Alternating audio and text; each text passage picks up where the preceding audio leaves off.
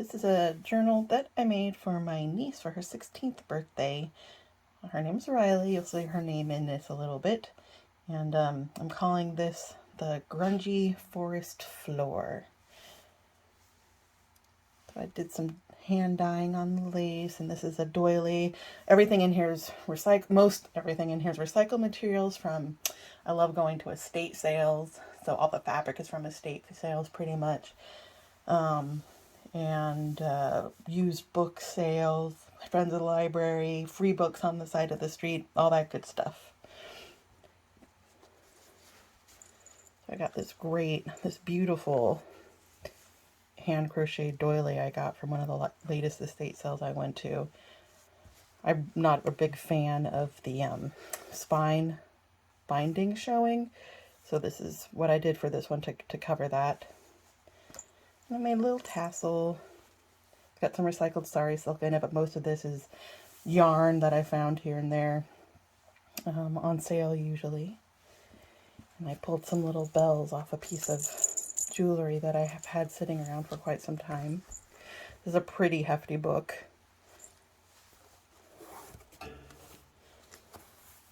So let's get into this. I made a little library card with her full names on it. That's why I covered it.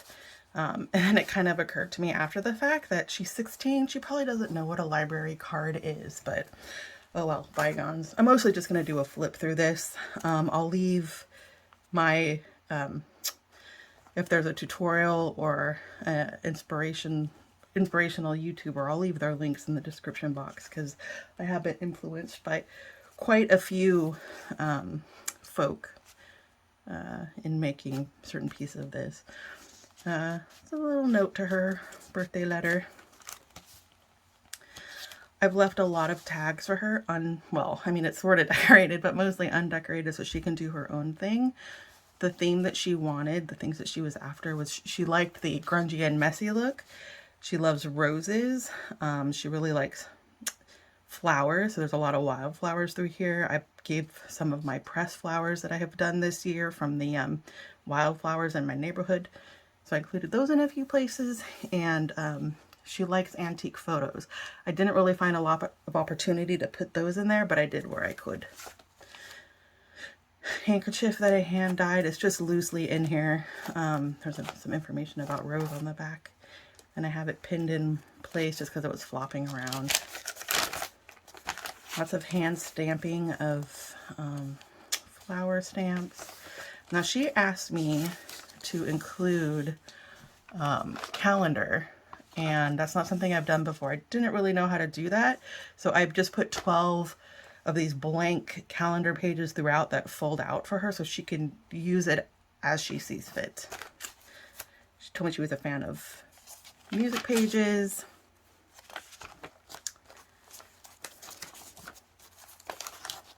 And she really likes bugs. She's a girl after my own heart. What can I say? With a little semi-decorated tag. And I also included a bunch of blank pages in here for her so that she could write her own stuff. Yeah, I was just trying to give her lots of room to be creative on her own.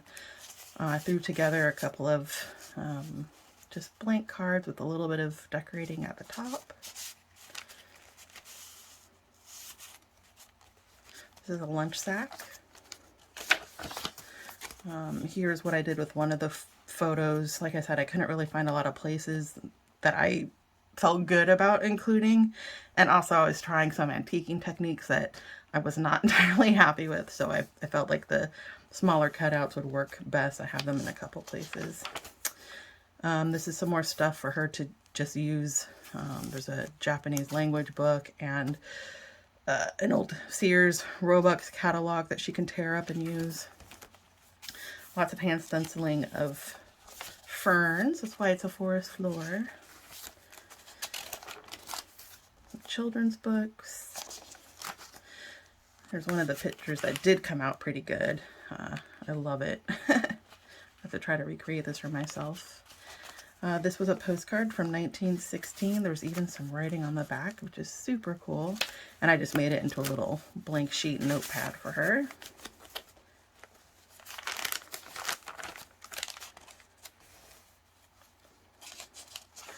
Frankenstein some pages together to make them fit.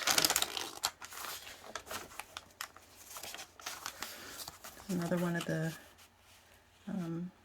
photos that I antiqued up.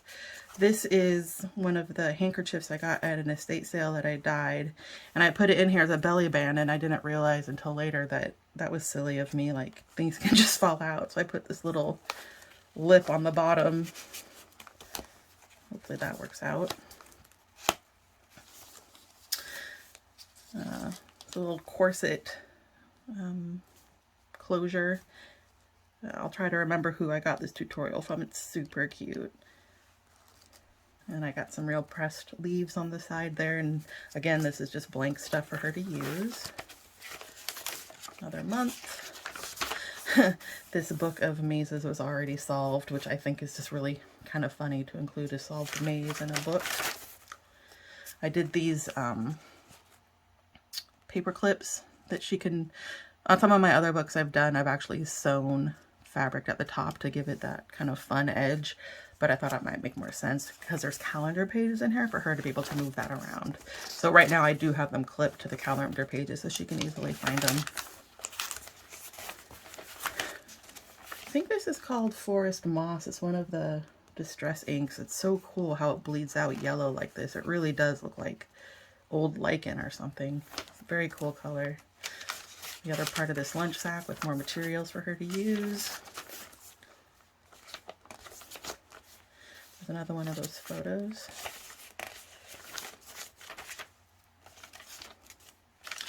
Another undone tag, but that one came out so cool. I tried using my punch to get a fabric tab at the thingy at the top. I almost broke my punch. I was not happy about that. But it turned out okay, so what else? More Frankensteining.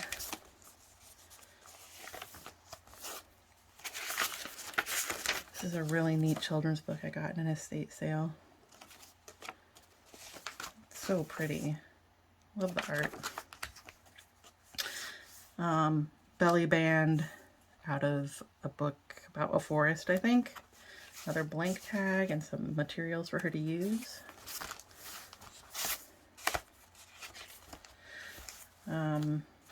So this is something that I actually made. I saw someone using a lunch sack to make an accordion pocket, but I thought that this made more sense for me. It's just the bottom of the bag, which I put on some cardstock and decorated.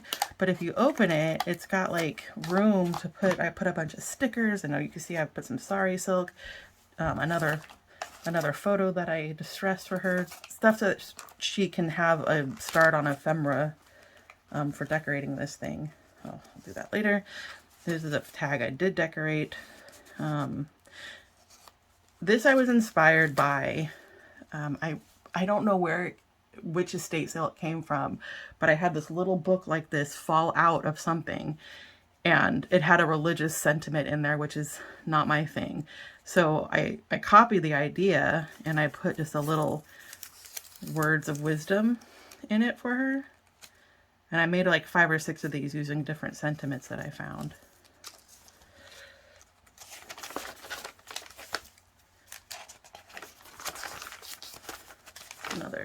Another calendar page. You can see this is really big. I'm having to really hold down the side over here. Just another tag. The backs of these are all blank or lined. This is the same book I got the belly band out of. Did some stamping of roses for her. This has got one of my pressed flowers. I just use matte gel medium to secure it down. It's faded a little, but I think it was faded after I pressed it. I don't think that's an issue with the matte stuff. I hope it lasts through the years. I don't really know. I don't know how to make flowers retain their vibrant colors when pressing them. Well, it was formatted insanity. Maybe I should call my next journal that. It's so funny.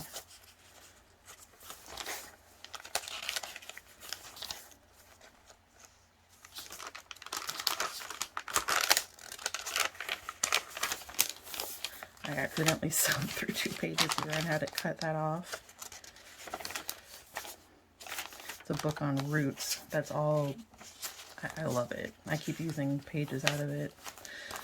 Decorated tag, uses one of the photos that she likes.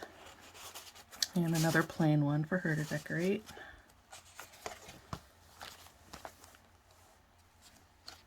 Another one, and my little stamp there at the back.